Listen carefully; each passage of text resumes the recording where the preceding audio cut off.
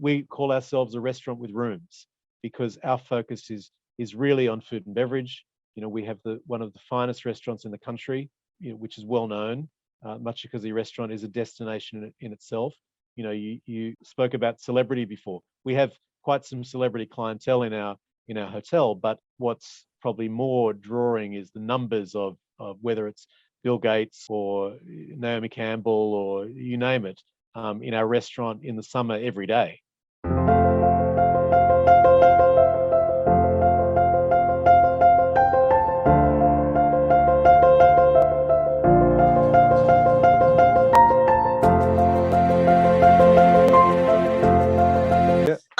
But what is an Australian from New South Wales doing in Bodrum, Turkey, managing a beautiful luxury hotel? Grew up in the southern suburbs of Sydney, a bit puberty blues, if people know that old story, on the beach at Cronulla and that kind of thing, and was accepted to work at the Sydney Hilton, which in those days was, the leading hotel in the city, but, the only really big 5-star hotel in Sydney at that time.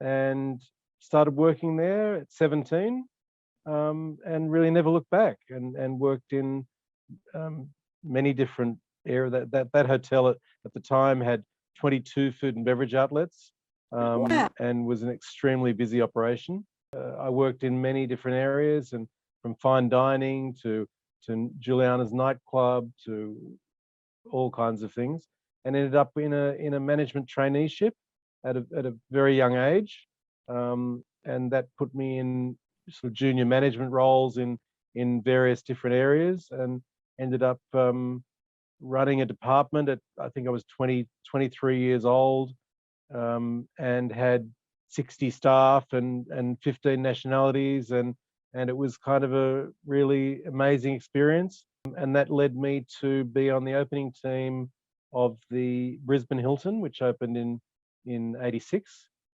which was a great hotel. Did that for 2 years, and then went to the Hilton in Melbourne, and ended up there as foot manager. And at that time, that hotel was very much the prestige banquet operation of Melbourne, and we did many things from the Derby Ball to the famous dancing of Prince Charles and Diana was in the ballroom at the Hilton on the Park. That was a great experience of doing prestige events. Then went on to be food and beverage director at the Hilton Adelaide, and where we were in the process of reinventing the Grange restaurant there.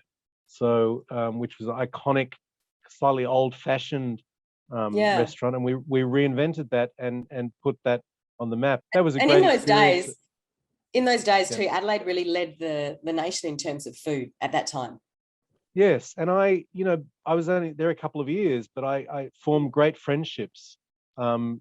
People that are some of my best friends today, and then took on position as executive assistant manager at the Hilton in Tel Aviv.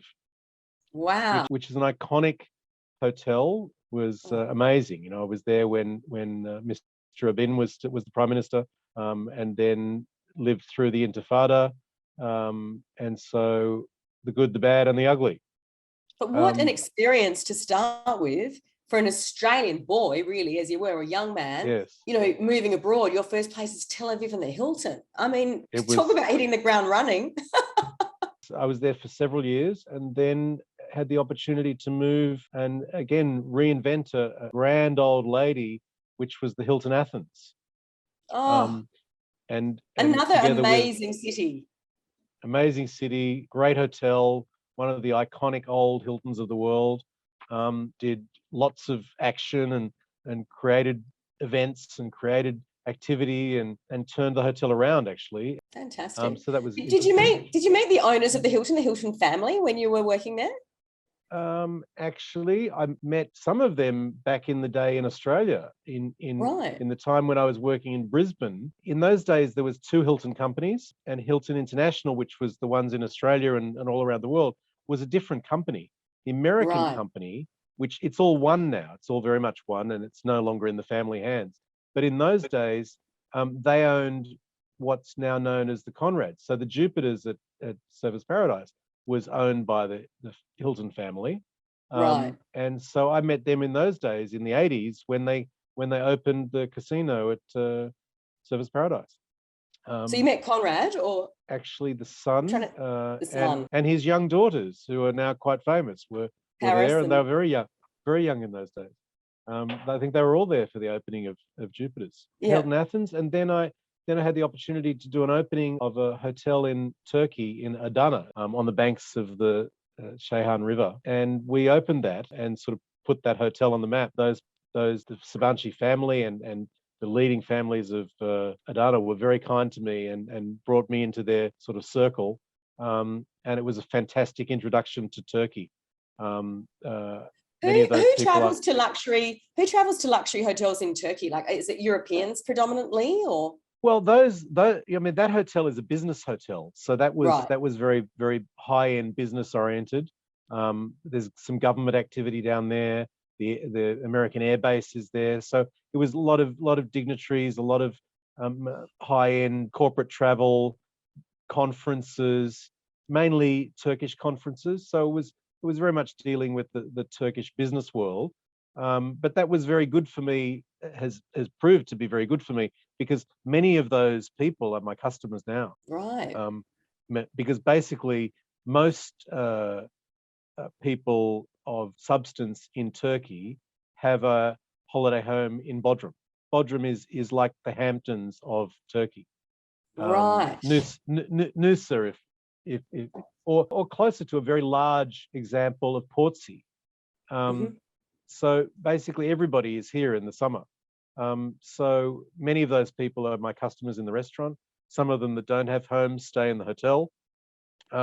And obviously those people are some of the most influential people in the country. So I did, Adana was a great experience. And they also had another hotel by the sea in Mersin, which is about an hour and a half away on the Mediterranean. And that was a bit more half resort, half corporate.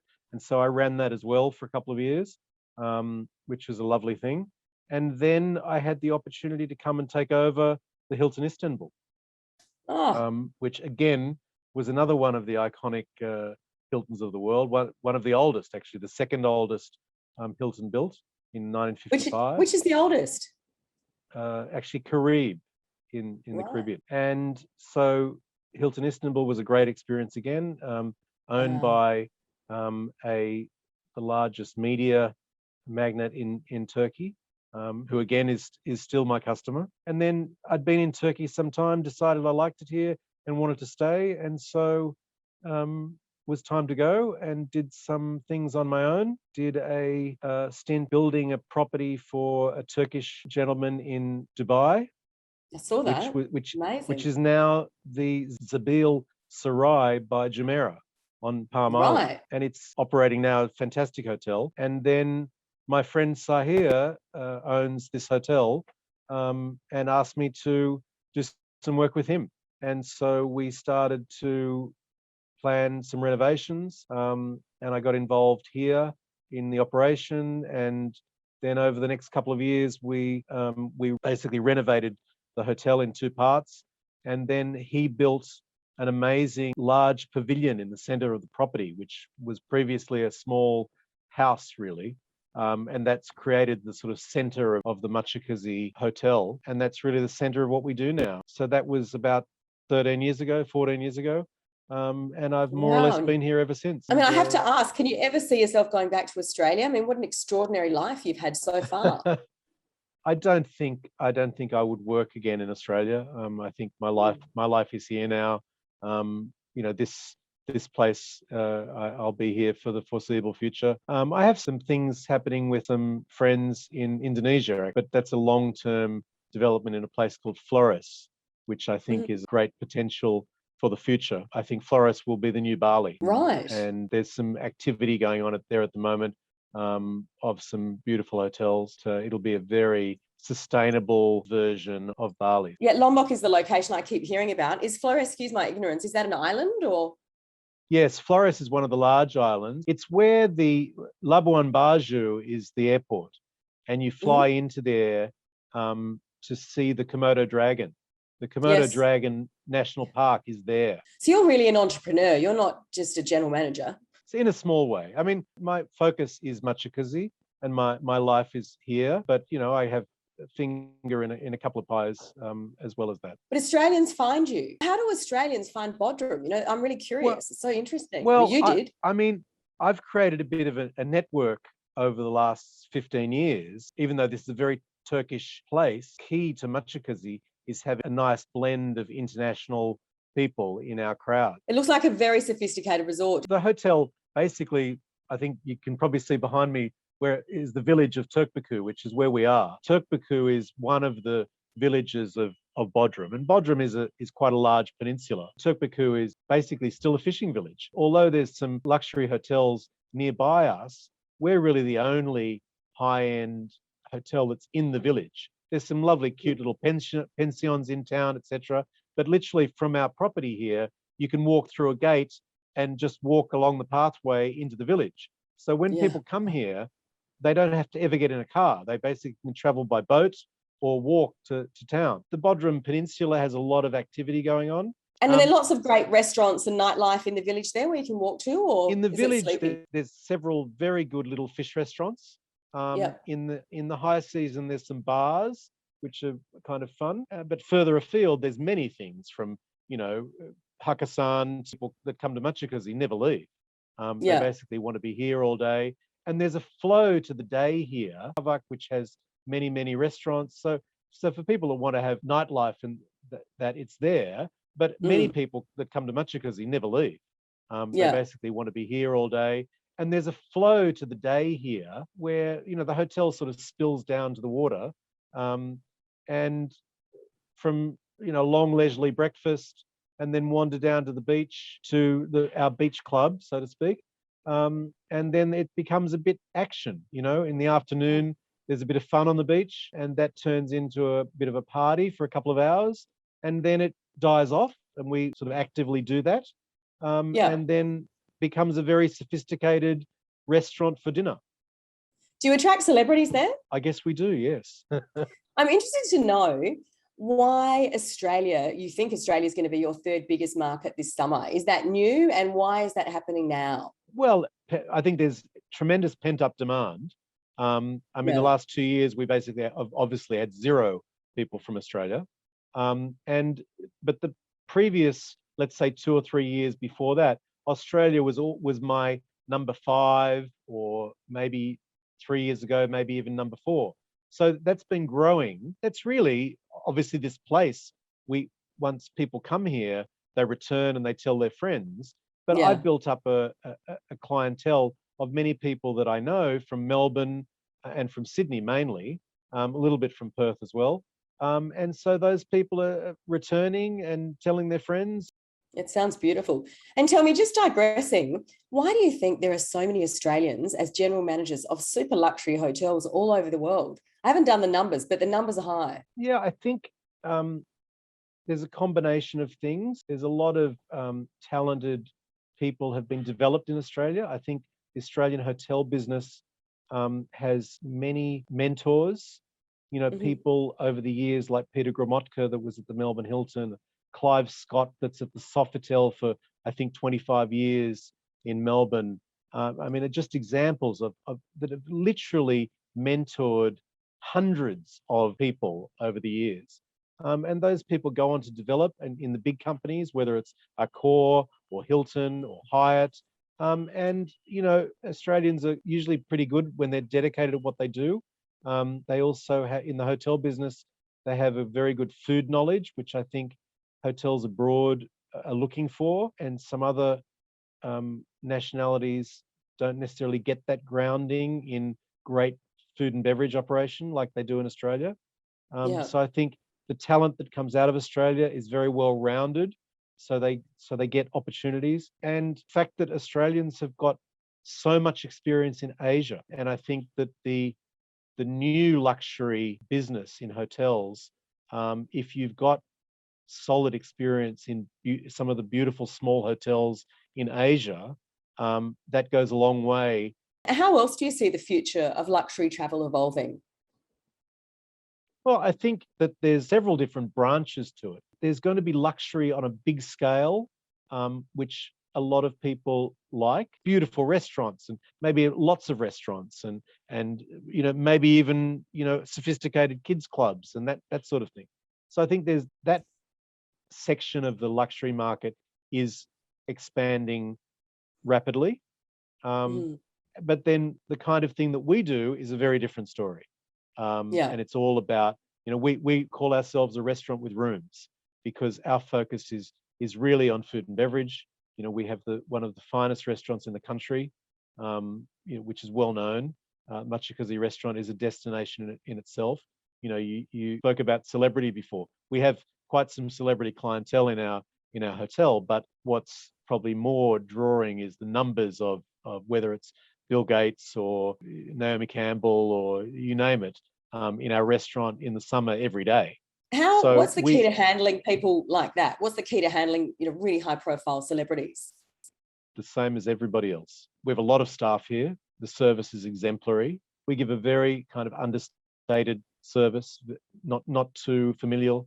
So our staff are very respectful, but we deliver, and the food is amazing, and the service is soft and friendly.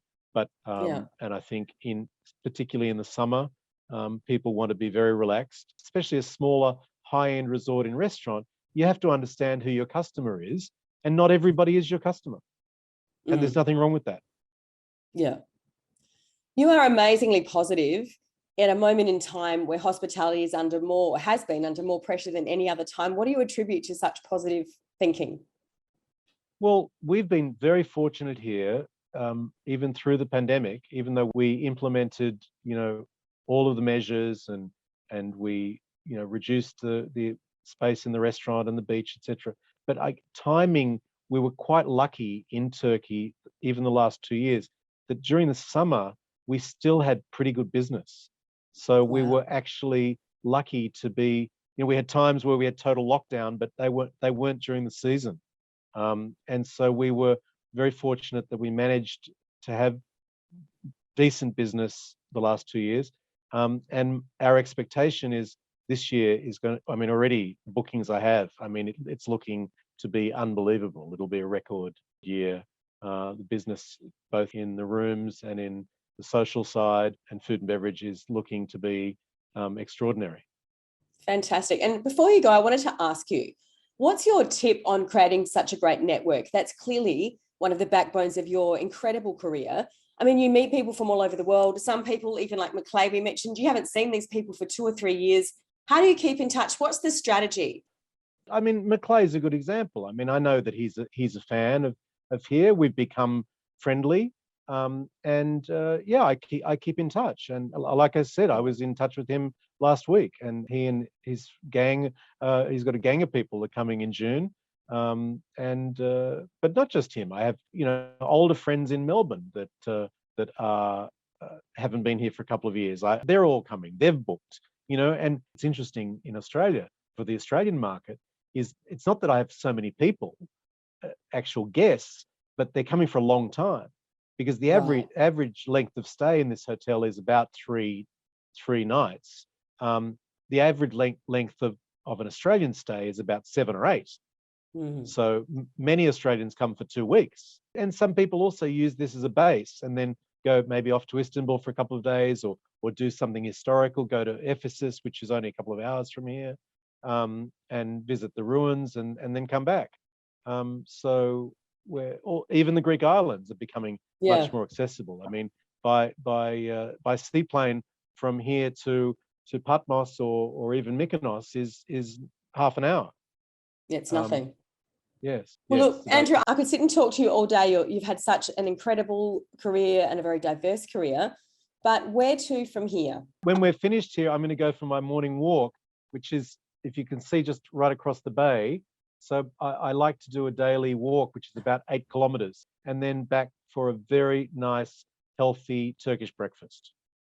Fantastic. Well, it's wonderful to speak to you. It looks absolutely glorious there, and I really do hope to get there, because, as I said, Maclay has told me I have to go to Bodrum, so I have to go to Bodrum. And now that I've met you, it's a deal. Have a fantastic day. Enjoy that breakfast. Talk to you, and hope to see you soon. Absolutely. Take care, Andrew. Bye-bye. Bye. Don't forget to subscribe here and follow us on Instagram and Facebook for regular travel updates. You can also hear our episodes on Spotify and Apple Podcasts.